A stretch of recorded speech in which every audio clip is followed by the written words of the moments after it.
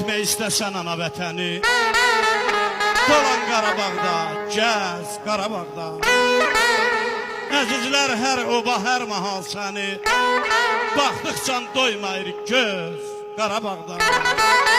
Bərdə hər kəs üçün səcdəgah olub, Ağdam, Ağcabədim qibləgah olub. Laçın, Kəlbəcərdə bir qonaq olub, görərsən mehriban üz Qarabağda. Şuanın tarixi bilinmir hələ, tarı bülbülləri naz edir gülə. Haramış kəsnə oxuyub elə, nəğmiyə qoşulub söz Qarabağda.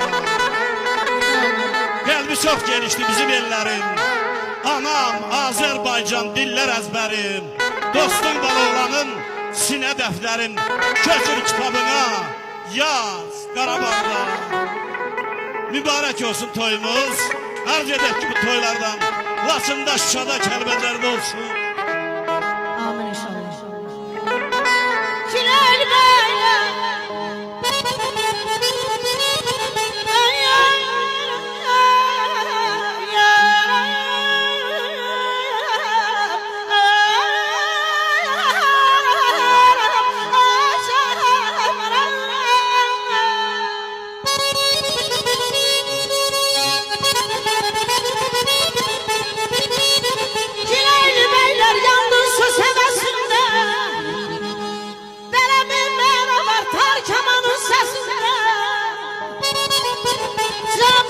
Sevdim balam, yağdım zengulesinde, dolaştı dünyanın, gezdim tamam.